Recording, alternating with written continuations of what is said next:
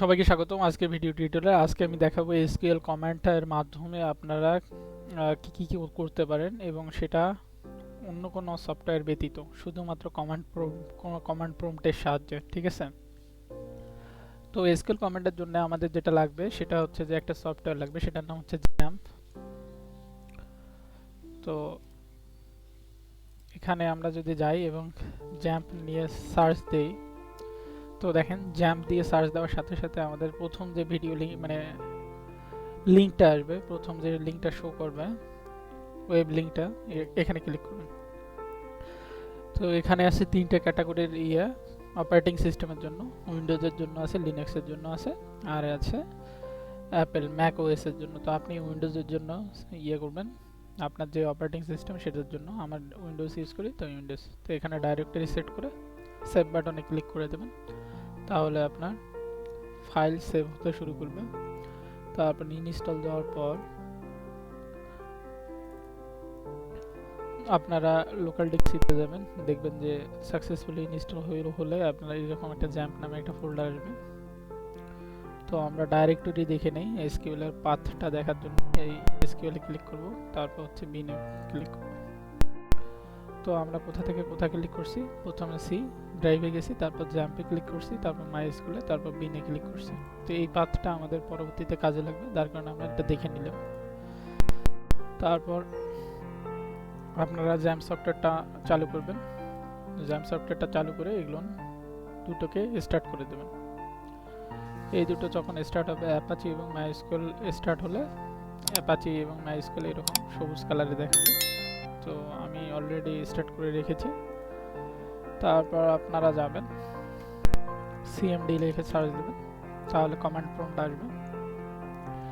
তারপর আপনি আমরা কিছুক্ষণ আগে যে ডাইরেক্টরিটা দেখছি, পাথটা দেখছি, সেই পাথ অনুসারে ফলো করবেন। তো আপনারা সিতে ঢোকার জন্য প্রথমে লিখবেন সিডি, তারপর ব্যাকস্ল্যাশ, তাহলে আপনারা সিতে ঢুকবেন, তারপর সিডি, তারপর হচ্ছে জ্যাম্প লিখবেন, সিডি জ্যাম্প।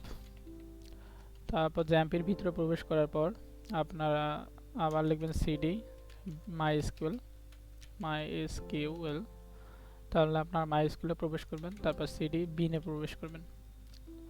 তো বিনে ঢোকার পর আপনারা লিখবেন মাইএসকিউএল, তারপর আপনারা ইউ দিবেন, ইউতে বোঝাচ্ছে ইউজার, অর্থাৎ ইউজার নেম। তো ইউজার নেম রুট, তারপর আছে পিতে হচ্ছে পাসওয়ার্ড। আমি কোনো পাসওয়ার্ড দিইনি, যার কারণে আমি ডাইরেক্ট ইন্টার চাপবো। যেহেতু আমার কোনো পাসওয়ার্ড দেওয়া নেই, আমি ডাইরেক্ট ইন্টার চাপলাম, তাহলে আমাদের মাইএসকিউএলে প্রবেশ করলো। তো এখন মাইএসকিউএলে কী কী ডাটা আছে, এই ডাটাগুলো দেখার জন্য আমরা যে কমান্ডটা ইউজ করব সেটার নাম হচ্ছে শো ডাটাবেসেস।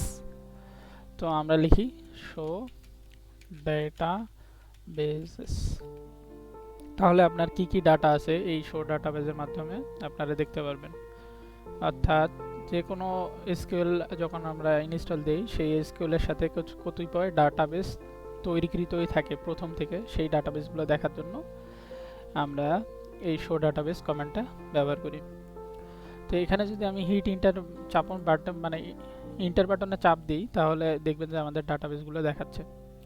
তো অলরেডি দেখেন যে এখানে ডাটাবেস আছে 8টা, test, shop store, PHP, MyAdmin, MySQL. তো 8টা ডাটাবেস। তো আমরা যদি এখন চাই যে নতুন একটা ডাটাবেস তৈরি করতে, তো নতুন ডাটাবেস তৈরি করার জন্য এসকিউএল কমান্ড হচ্ছে ক্রিয়েট ডাটাবেস, তারপর হচ্ছে ডাটাবেসের নাম। এসকিউএল কমান্ড হচ্ছে এটা যে ক্রিয়েট ডাটাবেস, আর তারপর আমাদের দিতে হবে ডাটাবেসের নাম। তো আমরা ডাটাবেসের নাম দিই সাপোজ স্টুডেন্ট।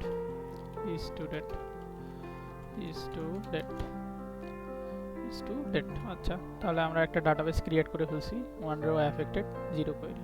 তো এই ছিল আমাদের ক্রিয়েট ডাটাবেস, ডাটাবেস ক্রিয়েট করার এসকিউএল কমান্ড। তো এখন আমরা যেটা দেখবো যে আমরা আসলে সাকসেসফুলি ডাটাবেস ক্রিয়েট হয়েছে কিনা। তো আমরা আবার লিখবো শো ডাটাবেসেস। তো শো ডাটাবেসেস লিখে আবার ইন্টার চাপবো, তাহলে দেখবেন যে স্টুডেন্ট নামে একটা ডাটাবেস ক্রিয়েট হয়েছে। তো আমরা বুঝতে পারলাম যে সাকসেসফুলি আমরা একটা ডাটাবেস তৈরি করতে পারছি। তো এখন আমরা দেখব যে কিভাবে ডাটাবেস ডিলিট করতে হয়। সাপোজ এখানে স্টুডেন্ট ডাটাবেস আছে, এই স্টুডেন্ট ডাটাবেসটাকে আমরা ডিলিট করব। তো ড্রপ, তারপর হচ্ছে ডাটাবেস, তারপর হচ্ছে ডাটাবেসের নাম। এখানে দেখেন যে আমরা শুধু ড্রপ স্টুডেন্ট লিখছি, ডাটাবেসের নাম লিখছি, এটা কিন্তু হবে না। তো ড্রপ ডাটাবেস, তারপর হচ্ছে ডাটাবেসের নাম। তাহলে আমরা সেইভাবে দেখি, ড্রপ ডাটাবেস, তারপর হচ্ছে ডাটাবেসের নাম স্টুডেন্ট। সো দেখেন যে এই কমেন্টটা আমাদের সাকসেসফুলি এক্সিকিউট হয়েছে। ড্রপ, তারপর হচ্ছে ডাটাবেস, তারপর হচ্ছে ডাটাবেসের নাম। তো ডাটাবেস আমাদের ডিলিট হয়ে গেল। তো এখন আমরা দেখব যে আমরা আবার একটা ডাটাবেস তৈরি করে নেই, কারণ একটা ডাটাবেস ইউজ কীভাবে করে সেইটা দেখার জন্য আমরা ইয়ে করব। তো আমরা যদি এখন দেখি যে ডাটাবেসটা আছে কিনা,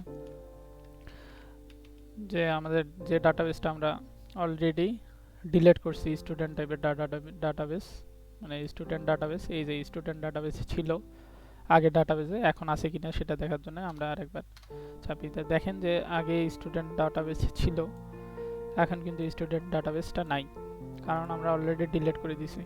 তো আমরা আবার স্টুডেন্ট ডাটাবেসটা ক্রিয়েট করি, ক্রিয়েট ডাটাবেস স্টুডেন্ট। তো আমরা আবার ডাটাবেসটা ক্রিয়েট করলাম। এখন যদি আমরা আবার দেখি যে ডাটাবেসটা আছে কিনা, শো ডাটাবেস, তো দেখেন যে আবার স্টুডেন্ট ডাটাবেস ক্রিয়েট হয়েছে। তো আমরা এখন স্টুডেন্ট ডাটাবেস ইউজ করব। তো আমরা দেখি ইউজ, তো কোন ডাটাবেস ইউজ করব সেটার জন্য একটা কমেন্ট আছে, ইউজ ডাটাবেস, মানে ইউজ ডাটাবেসের নাম, ঠিক আছে। তো ইউজ, তারপর হচ্ছে আমরা স্টুডেন্ট ডাটাবেস ইউজ করব, স্টুডেন্ট। তো দেখেন ইউজ ডাটাবেস মানে ইউজ স্টুডেন্ট, অর্থাৎ ইউজ দিয়ে আপনি ডাটাবেসের নাম লিখলেই আপনার চলে আসবে যে কোন ডাটাবেস আপনি ইউজ করতে চান। তো আমরা যদি এটাতে ইন্টার চাপি, দেখেন যে ডাটাবেস চেঞ্জেড, মানে ডাটাবেস আপনার চেঞ্জ হয়ে গেছে। তো আপনি এটাকে আপনি ডাটাবেসের চেঞ্জ মানে হচ্ছে যে আমরা এই ডাটাবেসটা ইউজ করতেছি। ধরেন যে আমরা জানি না যে আমরা কোন ডাটাবেস ইউজ করতেছি বর্তমানে, মানে বর্তমানে কারেন্ট যে ডাটাবেস নিয়ে আমরা কাজ করতেছি সেই ডাটাবেসটার নাম আমরা জানি না। তো আমরা এখন সেটা দেখার জন্য, অর্থাৎ যে ডাটাবেসটা মানে নিয়ে কাজ করতেছি সেই ডাটাবেসটা দেখার জন্য আমরা একটা কমান্ড ইউজ করতে পারি, সেটার নাম হচ্ছে সিলেক্ট ডাটাবেস, তারপর সেমিকোলন। প্রত্যেকটা লাইন এক্সিকিউট করার শেষে আপনার একটা সেমিকোলন দেওয়া লাগবে। এই সেমিকোলনের অর্থ হচ্ছে যে এই কমান্ডটা এইখানেই শেষ, এর পরবর্তীতে আর কোথাও যাবে না, অর্থাৎ এই কমান্ডটা এইখানেই শেষ, ঠিক আছে। তো আমরা যদি এখানে ইন্টার চাপি, তাহলে আমাদের ডাটাবেস দেখাচ্ছে যে কারেন্ট স্টুডেন্ট ডাটাবেস নিয়ে আমরা কাজ করতেছি কারেন্টলি, সেই ডাটাবেসটা দেখাচ্ছে। সো এখানে দেখেন যে আমাদের স্টুডেন্ট নামের ডাটাবেস আমরা কাজ করতেছি কারেন্টলি। ধরুন যে এখন আমরা এই স্টুডেন্ট নামের ডাটাবেসটাকে আমরা ডিলিট করে দেব, তাহলে আমরা কমেন্ট লিখি drop student. So drop database, তারপর ডাটাবেসের নাম হচ্ছে স্টুডেন্ট ডি। তো দেখেন যে আমরা এই ডাটাবেসটাকে ডিলিট করে দিলাম, ঠিক আছে। ড্রপ ডাটাবেস, তারপর ডাটাবেসের নাম দিয়ে স্টুডেন্ট নামের ডাটাবেসটা ডিলিট করে দিলাম। তো এখন যদি আমরা আবার এই কোন ডাটাবেসে কারেন্টলি কাজ করতেছি সেটা দেখতে চাই, তো আমরা যদি লিখি যে সিলেক্ট ডাটাবেস,